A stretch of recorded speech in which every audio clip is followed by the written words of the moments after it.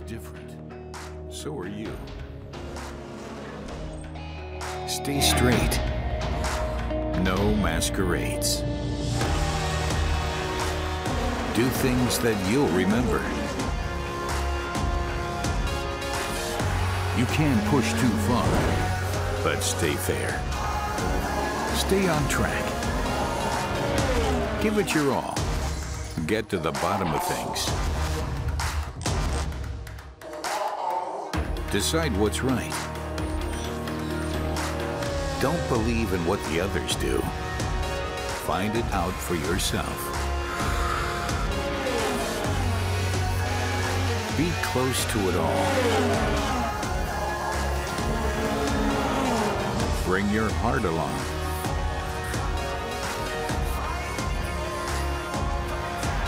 Follow your goals. Reach for the stars. Turn the weekend into the loudest party of your life. Are you prepared? Hello everybody, welcome along to the Moscow Raceway for the 5th event of the 2017 DTM season. Very shortly, in a few minutes time, we'll be getting qualifying underway for the 9th race of the season. Rounds 9 and 10 coming up here in Moscow after visits to Hockenheim, Lausitzring, Hungaroring and the Norris Ring. So a fantastic weekend in prospect for us here at the Moscow Raceway. And there you can see Mike Rockenfeller getting into the car. And that is nothing short of a superhuman effort, because if you were watching at the Norris Ring last time out, you will have seen that Mike was involved in a big crash with Gary Paffett and damaged, fractured in fact the metatarsal on his left foot. So there's a big doubt as to whether Mike would be coming here racing at all. But less than 3 weeks after that huge shunt, in which there was a 38G impact upon his car, when Gary, who was trying to overtake Jamie Green going into the Grundig hairpin, lost control and speared into the side of Mike Rockenfeller. He has managed somehow to come back here. It was actually going quite well in the first free practice session yesterday as well. We arrive here with Matthias Ekström as the championship leader on 89 points, just 2 points clear of Lucas Auer. So an Audi driver leads a Mercedes driver. And then you've got Maxime Martin, who's got 3 podiums on the bounce now, including a race win last time out in race 2 at the Norris Ring. So Audi drivers, Mercedes drivers and BMW drivers all represented in the top 3 in the championship. Matthias Ekström, former double champion, of course, the Swedish driver, leads the championship despite not yet winning a race. He's had 2 second-place finishes and a 3rd-place finish, but he's been very, very consistent this year. And that is what the DTM is all about. Audis have been going well in free practice. They carry, with the success weight that we have in the championship based on race performances, they're the lightest cars this weekend, 1,117.5 kilograms. They lost 5 kilograms at the Norris Ring after race 2. BMWs are in the middle, 1,122.5 kilograms, the heaviest cars being the Mercedes.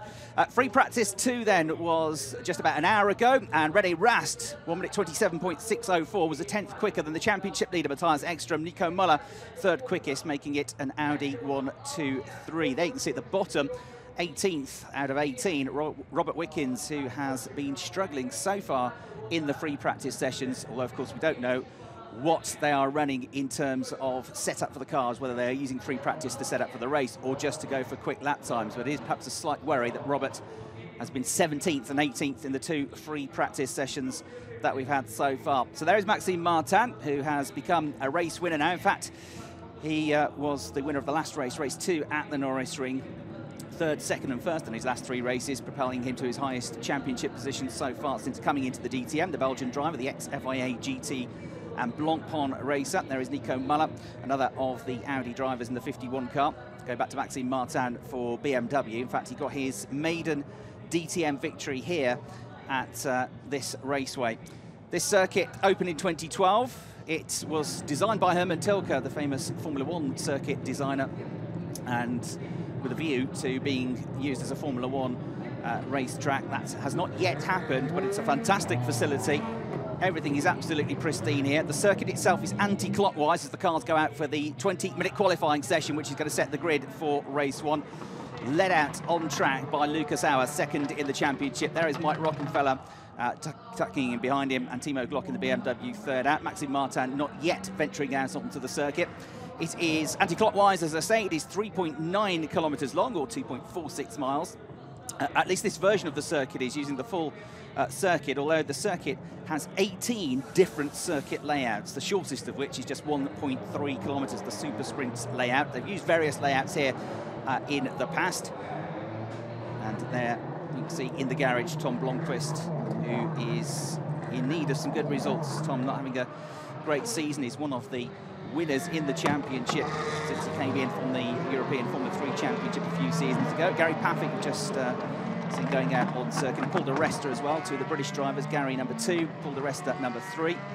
Paul has taken a race win this year. Gary Paffett involved in that big crash, as I said, at the Norris Ring. Good to see him fit and healthy. Hasn't had a win this season. In fact, up until the crash in the last race, he'd been in the points in all of the races so far. But the car's going out now. Expect this qualifying session normally to kind of be naturally split into 2 sessions. They'll go for some fast lap times, come in, change tyres, and go again for the latter part of the session. But so far this year, a lot of the quick laps have been coming in the first half of the session. On board with Mike Rockenfeller, who is one of the drivers who has a fantastic record at this circuit. Mike is a 2-time winner at Moscow. And won here in the season he won the championship 2013. Looking for a victory if he can. He's been on pole position here as well. Marco Wittmann's another driver that's got a good record here. Has been on pole position as well. Tyre change for Timo Glock. Did an exploratory lap, came back in. Chris Hartley trackside here for you for this qualifying session, as some drivers come directly into change tyres. 2 races across the course of the weekend, both 55 minutes plus 1 lap, both featuring mandatory pit stops, but no mandatory pit stop window, one of the big changes for the championship season. So we go back on board with Mike Rockenfeller. Just to give you an idea of the sort of times we might be looking for, the fastest time in free practice won yesterday in slightly warmer conditions was a 1 minute 29.2 set by Jamie Green, another of the championship contenders. But free practice 2, much quicker this morning, was a 1:27.6. So I would think we're looking at least a low 1:27 to be gunning for pole position. Mike Rockenfeller then starts his first flying lap in the Audi Sport Team Phoenix car. His teammate Loic Duval coming into DTM for the first time this season as well. We can see Mike still building tyre temperature. See below the commentary box here, which has a great view. It's on top of the grandstand overlooking the pits, overlooking the start-finish straight. That Maxime Martin is about to go out his BMW. And we've also got the reigning champion Marco Wittmann coming in. So out of the last turn and over the line, Mike Rockenfeller 1:35.1, not a quick time. So we're going to get a lot quicker than that, but this will be his first flying lap now. So Mike Rockenfeller is going to be one of the first to attack this circuit. He's one of the drivers that has been gunning for early pit stops in the races. One of the drivers who's made up lots of places in the races so far, including at Hockenheim, onto the podium from 16th on the grid. Here we see Jamie Green about to start his first flying lap as well. And we'll see what he can do in the Audi. Jamie having had a slightly mixed bag this season. 3 podiums, but sorry, 3 top 3 finishes in qualifying. It's been one of the quick qualifiers, excluded from one qualifying session for using the wrong tyres though, where he used a set that were reserved for his teammates at Team Rosberg, René Rast. We see Mike Rockenfeller with a 29.0 in the first section, in the first sector rather, around this lap. Best qualifier so far this year is indeed René Rast. He's had 2 poles and 2 other front row starting positions. So his average qualifying position has been 5th this year for René Rast, coming in for the first full season in the DTM, the multiple Porsche Super Cup champion. 1:32.2 is the top time at the moment, but that is not representative of a quick time. I think we're about to see Mike Rockenfeller, who comes out of the last turn now, goes over the start-finish line, posts a new benchmark, 1:27.9. Pretty good. I don't think it'll be good enough for pole position. That is a decent first effort for a man who's carrying a pretty serious injury coming into this weekend. A fractured metatarsal in his left foot after that accident at the Norris Ring. 35G impact. Gary Paffett bruising to his arm, but no serious injuries, testament to the safety and the strength of these DTM cars, because when he lost control of the car and hit the barriers, not once, but twice, and then span around and clattered into Mike Rockenfeller. At the time he lost control of the car, he was doing it over 150 miles an hour, well over 200 kilometers an hour. Now, Rennie Rast has set purple, which means best of all in Sector 1, absolute best in Sector 2 as well for Rennie Rast. Jamie Green has gone fastest, slightly quicker than Mike Rockenfeller with a 127.6, but Rennie Rast, who is just about to brake for the final turn and make his way back onto the start-finish straight through turn 15 he goes, and over the line, Rennie Rast, 127.179. That is now half a second quicker than the fastest time we've seen in any of the free practice sessions. Eki has gone second fastest for Audi, just 2/10 behind. Bruno Spengler, who picked up his first win for 4 years in race 1 at the Norris Ring, and until he had a puncture in race 2, was looking good for a podium as well. He's gone third quickest, another of the former champions, Bruno Spengler, in the number 7 BMW, 127.6. Jamie Green is down to 4th. Mike Rockenfeller is down to 5th. Nico Muller is currently in 6th. And there is Edo Mortara, switching to Mercedes this year after seasons with Audi as the driver who finished runner-up in the championship last year, switching to Mercedes, getting on the podium, his first podium at the Norris Ring from 16th on the grid 3 weeks ago. There's Bruno Spengler then, rejuvenated. A dire start to the season for Bruno, but it all absolutely came together for him last time out at the Norris Ring. So that race victory, out of the points in race 2, the car was absolutely flying. He controlled the race victory and has set a personal best in the first sector. Rennie Rast, 127.1, 3/10 clear of Matthias Ekstrom. Bruno Spengler third. You have to look back to Paul de Resta in 7th place to find the fastest of the Mercedes so far. Timo Glock has just crossed the line and gone second.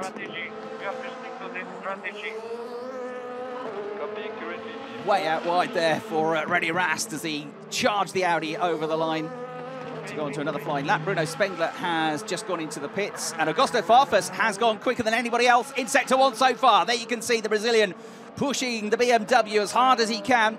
Very good first sector, 28.8 seconds. That's a 10th quicker than we've seen so far. And if he can hold it together for the rest of the lap, this could, well, put him onto provisional pole position. 107.406 so far. In fact, that changes now. It's no longer the fastest first sector because Marco Wittmann has just gone quicker, ever so slightly, by a few hundredths in the first sector. So Marco is on a quick lap here as well, the defending champion. What about Augusto Farfus, though? Comes out of the first gear, final turn, goes over the line and goes second onto the provisional front row of the grid. So good session so far for Augusto, who's had another difficult start to the season as well. We go on board with Marco Wittmann now, personal best in Sector 2, quicker of anybody in the first sector of the lap. So this should be getting him onto the front row. Go down this back straight now. Very, very long back straight, 873 metres long as they come out of turn 14. So the third sector is by far the quickest into the last turn at turn 15. Out of first gear, 77 kilometres an hour. Back up the gears, over the line. Marco Wittmann goes quickest, 127.035. Could we see a time in the 1 minute 26s? Feels good. Still a bit on the unjust side, but all the rest good. Some team radio there as you see Maxime Martin, whose first run has put him into the top 10, but only 9th so far in the BMW. Marco Wittmann, his brand mate fastest, 127.035 seconds. Rennie Rast down to 2nd. Augusto Farfus 3rd. Timo Glock's gone 4th. Matthias Ekstrom, the championship leader, is 5th. Mike Rockenfeller, injured, 6th. Excellent effort. He was 2nd quickest in free practice 1 yesterday. Bruno Spengler is 7th. Jamie Green is in 8th. Maxime Martin is 9th. Gary Paffett, who was 2nd quickest in the first free practice session yesterday, is in 10th. Blomqvist 11th. Muller 12th. Lickens 13th. De Resta 14th. Auer only 15th. Mortara 16th. Edo saying recently that the race pace is always good, but they haven't yet managed to hook his car up in qualifying. He has been struggling in the qualifying session so far, Edo Mortara. So getting his first podium, but still a lot of work to do for the Italian to get fully up to speed. His average grid position so far this year has only been 12th. It started well. He got 3rd place in the very first qualifying session of the year at Hockenheim. As we look at Loic Duval now, who's the only driver of the 18 yet to score a championship point. Here's a super slow-mo replay. Heat haze here.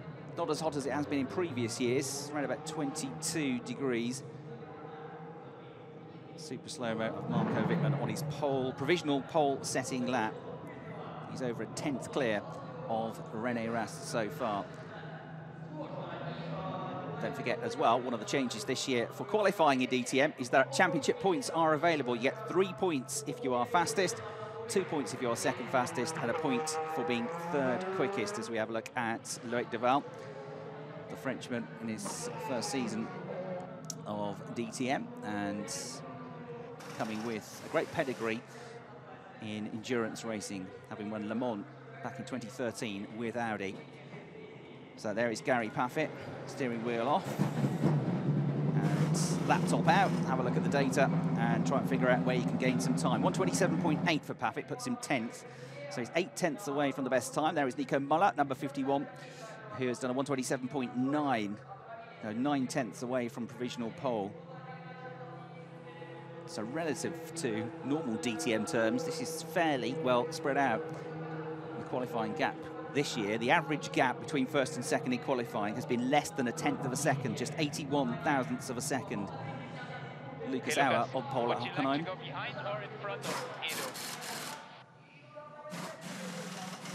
It's René Rast, the best qualifier so far. Yeah, Lucas Auer on pole by just under 2 tenths at Hockenheim. That's the biggest gap that we've had so far this season. At the Norris Ring, which granted is a shorter circuit, the gaps between the top two in qualifying, in qualifying 1 were 5 thousandths of a second, and in qualifying 2, just 4 thousandths of a second.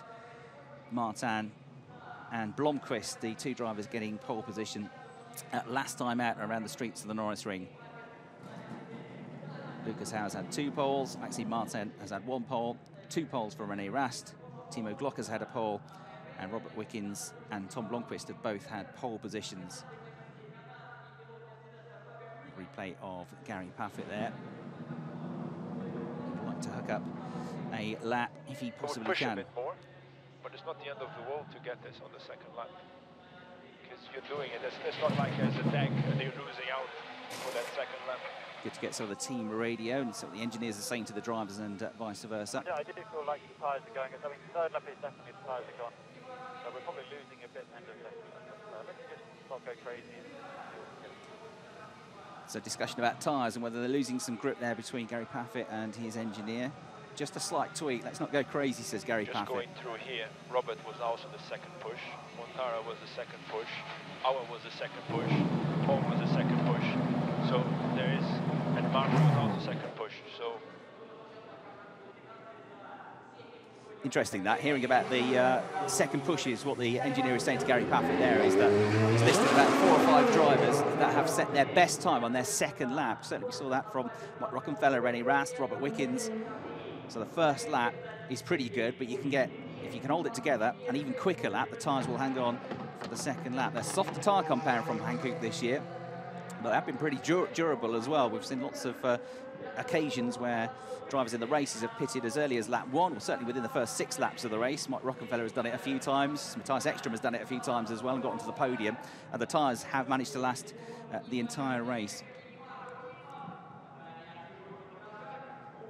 Gary Paffett looking to try and get his first pole position since the last round of the 2015 season at Hockenheim. Prior to that, his previous pole was back in 2012 at the Norris Ring.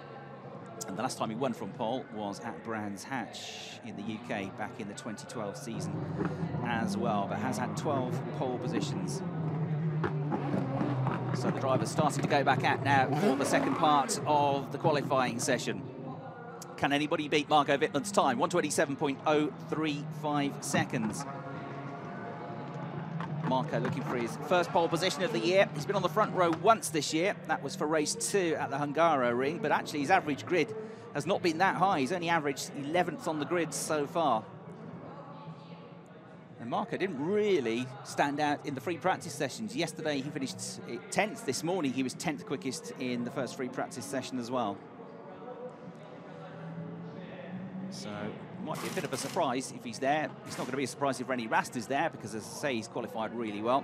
Augusto Farfus currently is 3rd quickest. His average grid is 13th. His best grid of the year has been 6th. He's only a few times been in the top 10 in qualifying. There's the championship leader, Matthias Ekstrom, going back out onto the circuit then. the most experienced driver out there in the DTM on the grid at the moment. 22 times a race winner. Gary Paffett, 20 wins, is the second most accomplished driver on the grid in terms of race wins. Matthias, the champion back in 2004 and 2007, 10 years since Matthias Ekström last won the championship, although he's fought for it several times since then.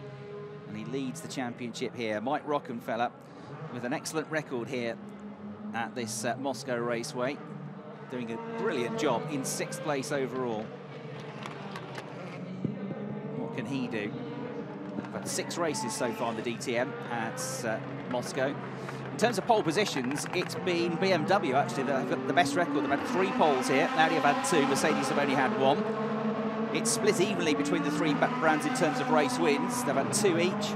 But in terms of podiums, BMW have notched up 9 podiums so far at Moscow since we first came here in 2013. Audi 5 podiums, Mercedes 4. Mike Rockenfeller, a 2-time winner here in 2013 and 2015. Marco Wittmann, although he hasn't qualified that well over the course of the 2017 season, this is a circuit where he does qualify well. He qualified on pole here twice in the past and has been a race winner as well. As I say, Maxime Martin got his maiden win here back in 2014. Bruno Spengler's got a pretty good record here. He hasn't won, he's had 4 podiums. Matthias Ekström's had 3 podiums here in the 6 races so far. So Mike Rockenfeller is trying to find the best part of half a second to get himself up onto the front row of the grid. If he can find 1/10 of a second, he'll go ahead of Ekström up into 5th. He can find 1.5 tenths of a second, it'll get him up 2 or 3 places onto the 2nd row of the grid. Sliding the car then as he makes his way towards the end of sector 1, out through turns 4, 5 and 6, S-bend section there. And down the back straight, over the hump and into the left-hander at 82 kilometres an hour, 2nd gear corner through turn 9 into turn 10 at 97 kilometres an hour. And then they build up the speed, 3rd gear corner through the right-hander at turn 11, 122 kilometres an hour. Turn 12, they slow down, drop into 1st gear for 67 kilometres an hour at the slowest corner of the lap. And then a technical section through the left at 13 and the right at 14 to end sector 2. And then it's onto this 873-metre long straight. Mike Rockenfeller with Augusto Farfus, another quick driver so far in this session, just ahead of him. Mike absolutely desperate to come here to keep his championship hopes alive. He's currently 8th in the championship standings. And looking for his first win of the season. Lots of point scores, lots of good drives from lowly grid positions. Start from the pit lane, one of the races at the Hungaroring, and it's 3rd quickest, 1:27.253 seconds. So that puts him up 3 places, and there might be more to come from him, but of course there might be more to come from others, including Marco Wittmann. So what can Marco do? We're into the final 1 minute and 30 seconds also of the qualifying session, so the drivers are going to get 1 or 2 laps to have a go at this. Wittmann building up the pace here through this first sector, 28.8. This is setting himself up for the next lap. René Rast has set the fastest first sector of anybody. So René Rast, number 33 in the Audi. Teammate to Jamie Green has gone quicker, the absolute fastest, by 1/10 in sector 1. That's a really good effort as Rockenfeller runs out wide, kicks up the dust. So here is René Rast in sector 2 now, on an absolute flyer. If he can find 1.5 tenths of a second, he'll get himself on a pole position for the 3rd time this season. This is looking pretty solid so far, using all of the curves and then some. Nico Muller in the background, but it's not a brilliant 2nd sector. Down this long back straight then. All just 1 more corner to go as well, down into turn 1 and turn 15 and 1st gear, and 77 kilometres an hour. You've got to get the absolute nailed exit here, which he does. Runs out wide, uses all the curb. What's the lap time going to be? 2nd still, 1:27.155. Better lap, but only by a few hundreds, and it doesn't get him onto provisional pole. We're into the final 30 seconds now. Timo Glock has gone into the top at 6 and has just set a personal best in the 1st sector of the lap as well. There are a few others lighting up sector times with personal bests, including Jamie Green, who's out of the top 10 at the moment in 11th place. And Tom Blomqvist, who is a couple of places behind him. De Rest is only 15th, but on a personal best lap as it stands. The checkered flag about to be waved. 3 seconds left on the clock. Maro Engel is the last one to cross the line before the flag comes out. First one to take the flag is going to be Matthias Ekström, who is not having a bad session. 6th place overall. Now Timo Glock The long middle sector didn't gain anything, but it's a good third sector. Overall, he stays fifth, though. 1 minute 27.376, just 36 thousandths slower than Farfus, who is still in fourth place. Tom Blomqvist, I don't think he's going to challenge for pole position, but he could well move up into the top 10 here. And we've had off Edo Motara with a spin. So Edo Motara has lost the back end of the car. And that is in the second sector coming out, or started the third sector coming out onto the long back straight out of turn 14. As Blomqvist goes up to 8th. So he's stuck in the gravel at the moment.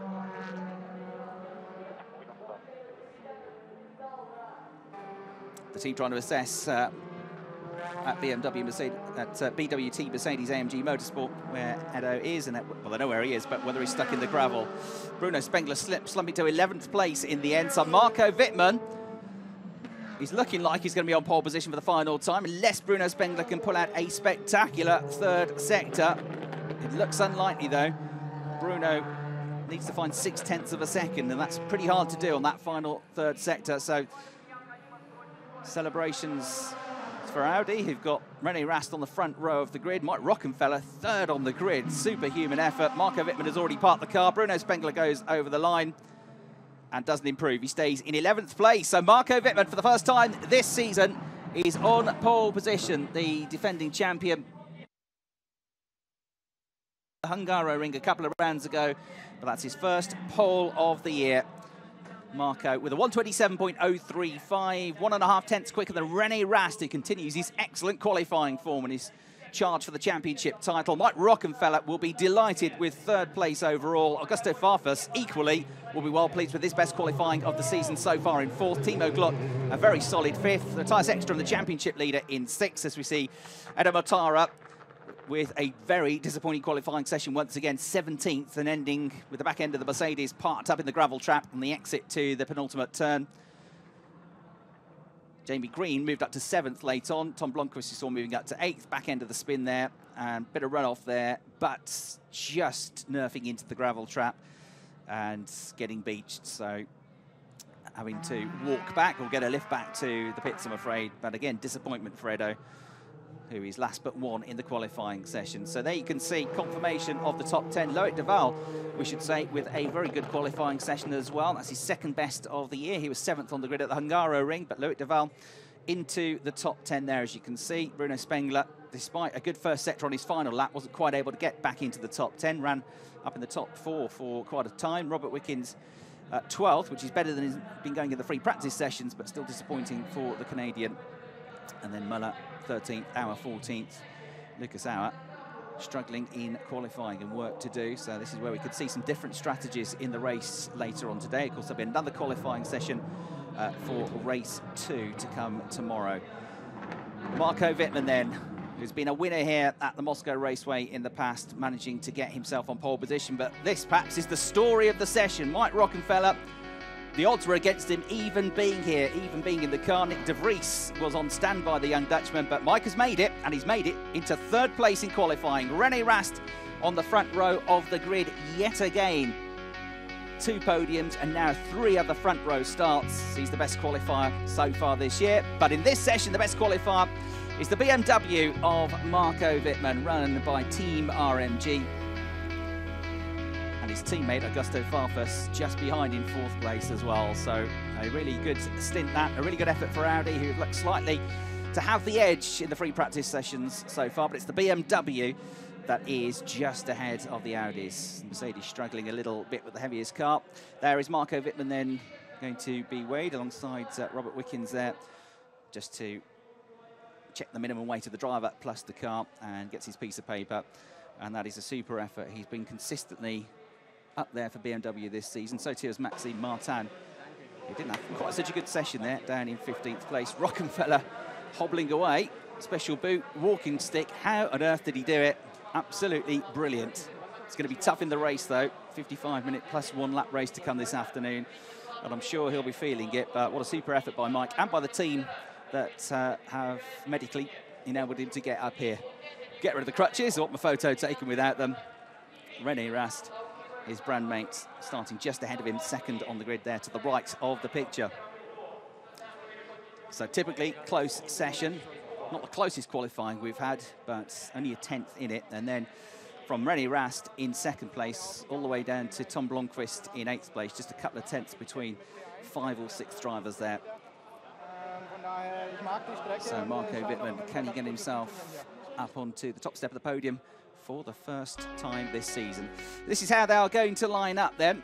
Marco Wittmann, the fastest driver in the session, with René Rast 2nd.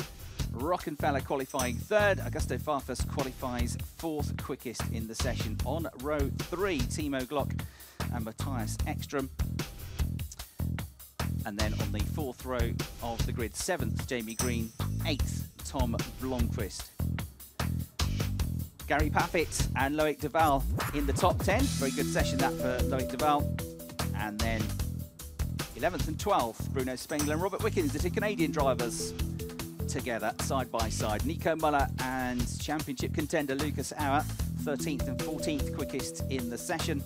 Maxime Martin and Paul de Resta, 15th and 16th. Might be looking to try an alternative strategy in the race. Edo Mortara and Maro Engel ending up 17th and 18th. Marco Wittmann also has a 5-position grid drop after getting his 3rd warning of the season, the 2nd race at the Norris Ring to consider. So that will have a slight disadvantage for him. And Loic Duval picked up his 3rd warning of 2017 in free practice 1, is also going to get a 5-place grid drop. So that might just see Rast starting effectively from pole position once the grid penalties are applied. So Rocky hobbling away, but it was a bit ragged at times from Mike Rockenfeller. You see running wide several times we saw, which is completely understandable, but still 3rd quickest and actually only a couple of tenths away from the pole time. Also a bit ragged from Nico Muller, who ended up down in 13th place. And drivers pushing it to the limits at several sections during the course of the circuit, including the man that got on pole position, but probably the one with the biggest moments right at the end of the session was Edo Mortara, who ended up spinning right on his final lap of the session. Auer and Green were amongst those that ran wide, so the track temperature has been changing over the course of the weekend, and perhaps drivers still getting used to how much grip is actually available to them out there.